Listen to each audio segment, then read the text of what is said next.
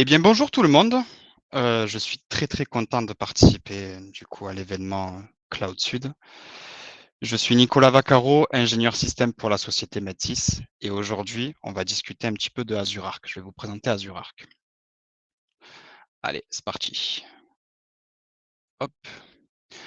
Alors, chose qu'il faut savoir avec Azure Arc, lorsque, par exemple, si vous regardez sur le navigateur et que vous tapez par exemple Azure Arc, vous tomberez surtout sur deux mots, l'hybride et le multi-cloud. Eh bien, c'est ce que nous allons voir ensemble. Qu'est-ce que l'hybride et le multi-cloud dans un premier temps?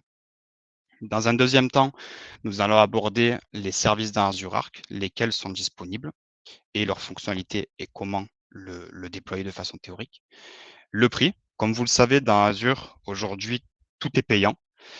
Mais il y a une petite particularité avec Azure Arc que nous allons évoquer ensemble. Et à la fin de la présentation, donc, je vous propose une petite démonstration de l'intégration de deux serveurs locaux dans Azure Arc. Donc, on va faire la manipulation via le portail Azure et via PowerShell. Donc, après voilà, je vous montrerai tout ça par la suite.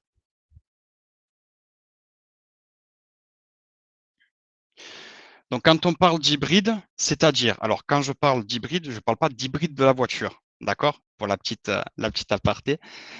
Donc, quand on parle d'hybride, donc qu'est-ce que l'hybride? On peut très bien imaginer que dans votre organisation, vous ayez un serveur local, une infrastructure locale qui est du coup disponible physiquement dans votre entreprise. Eh bien, l'hybride, c'est la particularité de je vais connecter via le cloud mon serveur local et du coup, le serveur local sera visible sur le portail Azure dans le service Azure Arc. Vous verrez, la démonstration du coup sera un peu plus parlante. Et du coup, par la suite, ça va nous permettre d'effectuer de la gestion, de la surveillance et de l'administration, point de vue sécurité, sur le serveur local. Je vous montrerai également un peu plus en détail tout à l'heure. Et le multi-cloud, est-ce que ça se mange? Eh bien, non. Physiquement, ce n'est pas possible. Mais ce qu'il faut savoir, donc, qu'est-ce que le multi-cloud? On peut très bien imaginer que votre entreprise ait mis en place une machine virtuelle dans AWS, par exemple, ou bien dans Google Cloud, et que cette machine, du coup, sera disponible grâce à Azure Arc.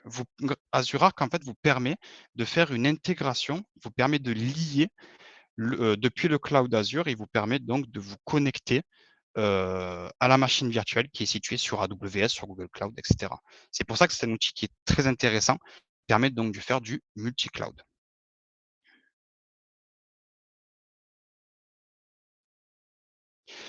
Les services dans Azure Arc. Alors, que propose Azure Arc? Aujourd'hui, dans Azure Arc, vous avez donc plusieurs services qui comprend le serveur, la partie Kubernetes, le service de données et le SQL Server. Mais comment ça fonctionne? Alors, comme je vous expliquais un peu plus tôt, on part du principe, par exemple, que vous ayez une infrastructure locale avec un serveur local. Comment ça va fonctionner? Eh bien, nous partons donc sur la partie portail Azure. Vous renseignez votre RG, vous renseignez votre souscription, le nom, le système d'exploitation, car bien sûr, la particularité d'Azure Arc, c'est que vous pouvez très bien faire une intégration aussi bien d'un serveur Windows que d'un serveur Linux. C'est totalement possible.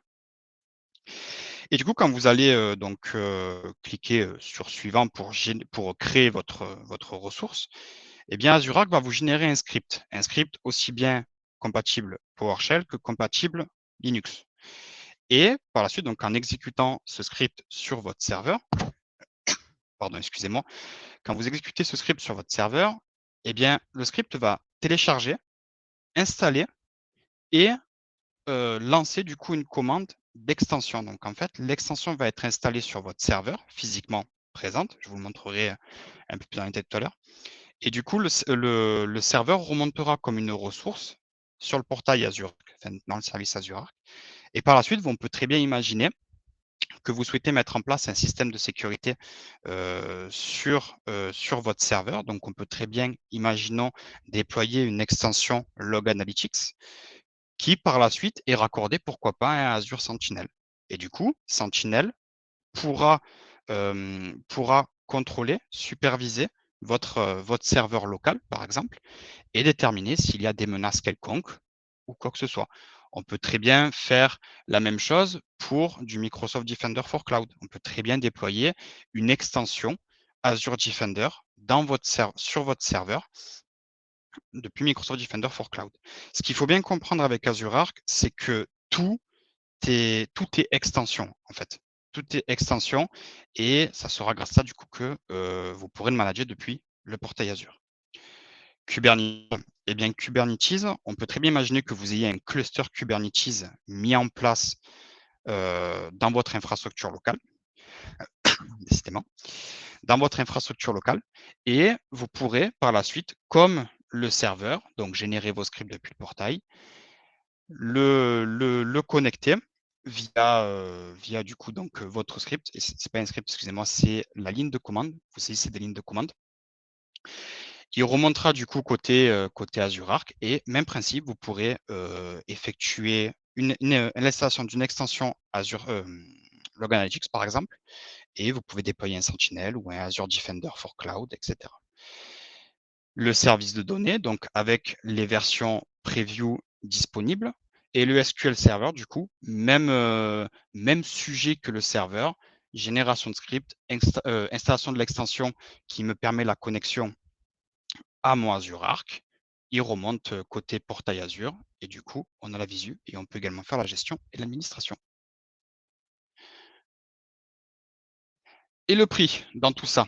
Alors, aujourd'hui, Microsoft ne facture pas la partie intégration. Donc, comme je vous disais un peu plus tôt, lorsque vous faites une intégration de votre serveur, de votre cluster Kubernetes ou de votre base de données ou de vos applications, ce n'est pas facturable. Par contre, ce qui est facturé, c'est les extensions. Le Log Analytics, forcément, si vous déployez l'extension Log Analytics, eh bien, elle sera facturée au montant qui est disponible du coup dans Azure.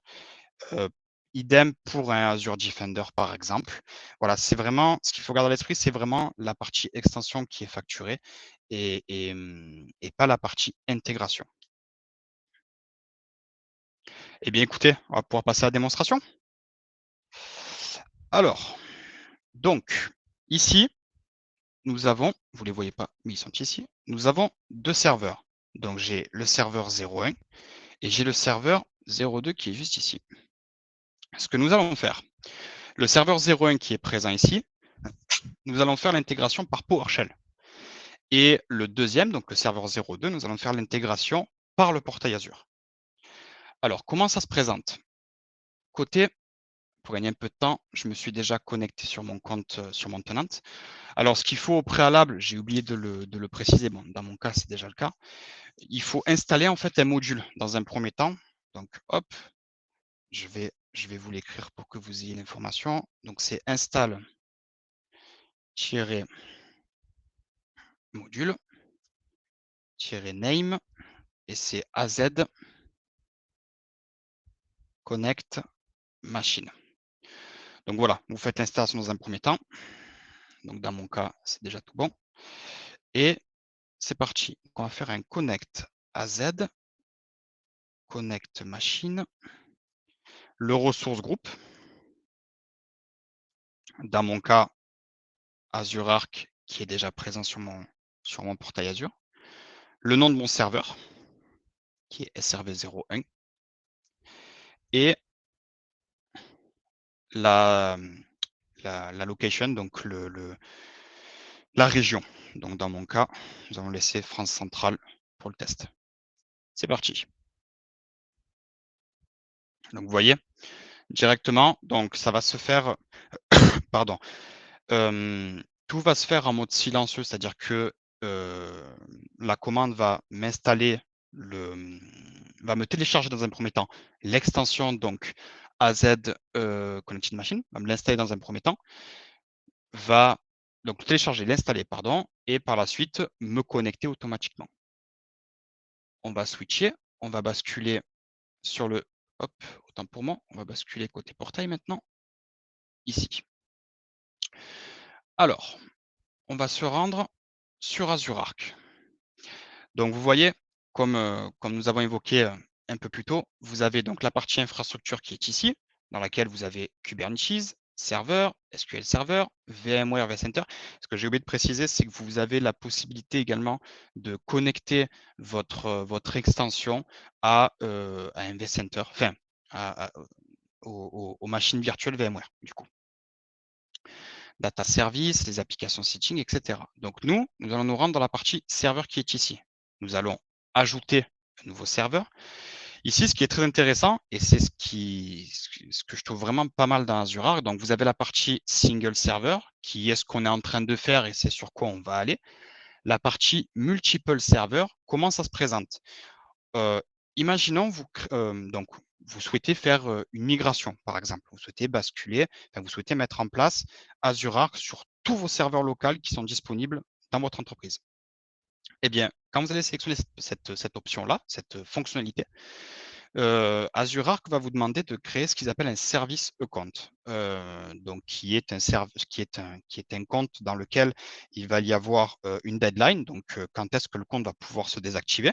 Donc ça peut très bien être une journée, comme 3 semaines, comme 6 mois.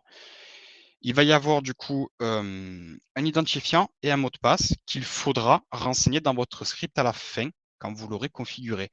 Et donc, du coup, cette fonctionnalité va vous générer un script. Vous aurez juste en fait à faire un copier-coller sur toutes les machines que vous souhaitez migrer et elles vont s'intégrer en fait au fur et à mesure sans action de votre part particulière, ce qui n'est pas le cas pour le single server. Je vais vous montrer juste après.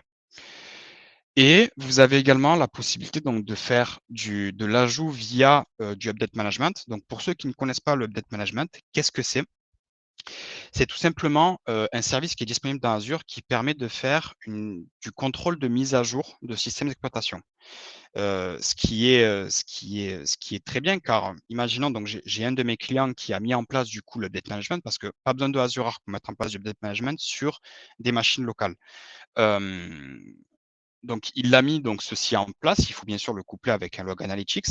Eh bien, quand vous utilisez cette fonction-là, pardon, quand vous utilisez cette fonction-là, il vous demande quel log analytics vous souhaitez mettre en place, enfin sélectionner. Vous sélectionnez votre log analytics dans lequel est répertorié le data management. Et une fois que c'est bon, il va faire un inventaire de toutes les machines qui sont considérées comme étant non Azure. Et par la suite, du coup, vous pouvez les intégrer une à une. Enfin, il y a un petit bouton, il est écrit Add, vous les ajoutez au fur et à mesure. Et du coup, elles remonteront dans Azure Arc sans actions supplémentaires de votre part.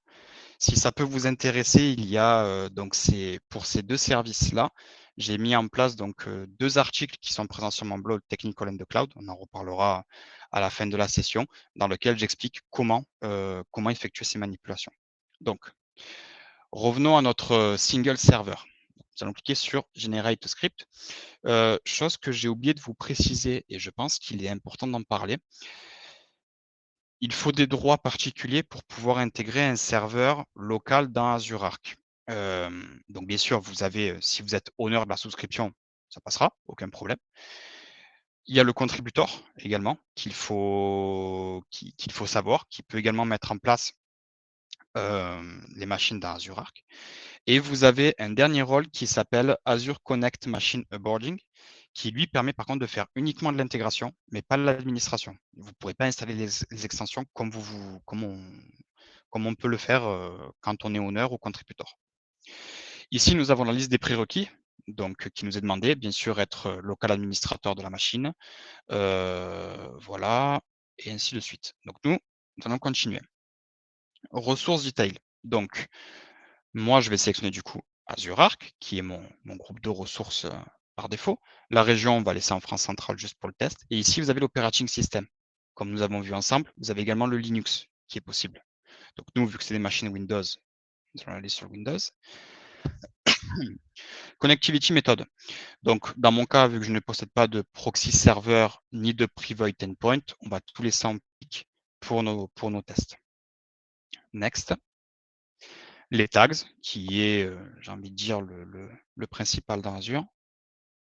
Voilà, donc le script en question dont je vous ai parlé un peu plus tôt. Donc soit vous le téléchargez ou bien vous le copiez. Dans mon cas, je vais juste le copier. On va se rendre sur notre deuxième serveur qui est ici. On va lancer un ISE.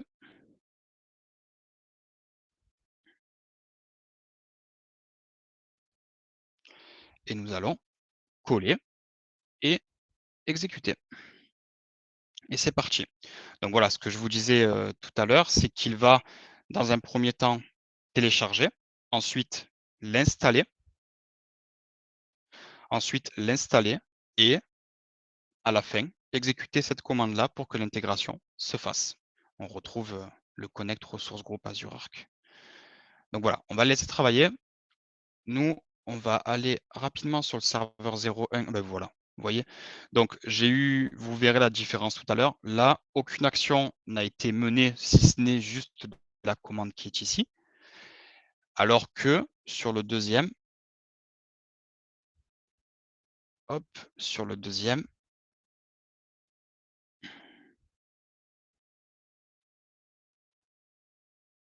on va patienter quelques instants. Ça ne serait tardé. Non. Alors pour entre guillemets vous spoiler un petit peu, ce qui va se passer, c'est qu'il va me donner un lien, en fait, un lien en rapport avec Microsoft, avec un code de vérification pour, voilà, pour des questions de sécurité. Et donc je vais renseigner du coup ces codes-là, s'il veut bien me le délivrer.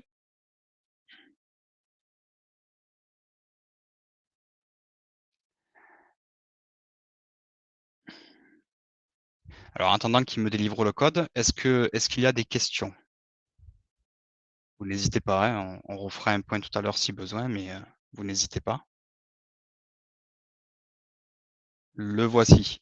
Donc ici, nous avons le Microsoft.com Device Login qu'on va ouvrir à l'Internet Explorer tout simplement. On va exécuter. Hop, il me demande le code. Je suis allé trop vite. Hop, qui est ici.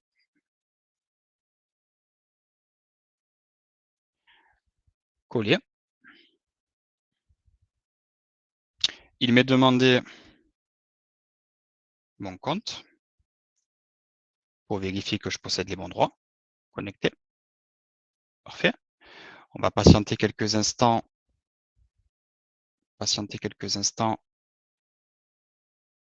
Voilà. Donc l'intégration a été faite. Parfait. J'attends juste, voilà, nickel. Donc du coup, le script s'est déroulé sans problème, donc c'est parfait. Nous allons retourner sur le portail Azure pour vérifier l'intégration. J'ai le serveur 1 qui est remonté et le serveur 2 également. Donc c'est parfait. Alors, pour un peu plus de détails, pardon. Ici, donc, vous avez le ressource groupe dans lequel est située donc ma ressource, forcément. Le statut, donc si le serveur est éteint, forcément, il basculera en disconnect.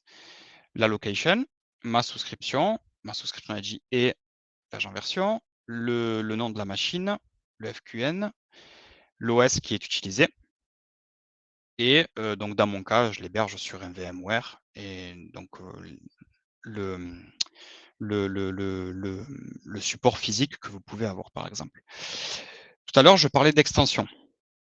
Quand vous venez donc sur la partie extension, vous cliquez sur Add, vous avez quelques petites particularités comme le Log Analytics, par exemple. Si on vient ajouter cette extension, donc elle se déploiera directement sur mon serveur local et il vous demandera d'insérer donc votre Workspace ID et votre Workspace Key, et votre Key, pardon, pour du coup faire la liaison avec un espace de Log Analytics. Et comme je vous disais tout à l'heure, par exemple, on peut très bien imaginer qu'on le paramètre avec un Azure Sentinel pour superviser mon serveur local, mes serveurs locaux. Vous avez également la partie Microsoft Defender for Cloud. Vous avez donc l'Update Management qui est présent ici, avec votre Log Analytics qu'il faut renseigner et votre compte Automation Account. Et du coup, on a fait à peu près le tour. Hop, vous pouvez également appliquer des policies. Il faut savoir qu'aujourd'hui, il commence de plus en plus à avoir de policy hybrides, comme ils aiment l'appeler. Et du coup, ce qui vous laisse la possibilité d'administrer également vos serveurs locaux avec les policies.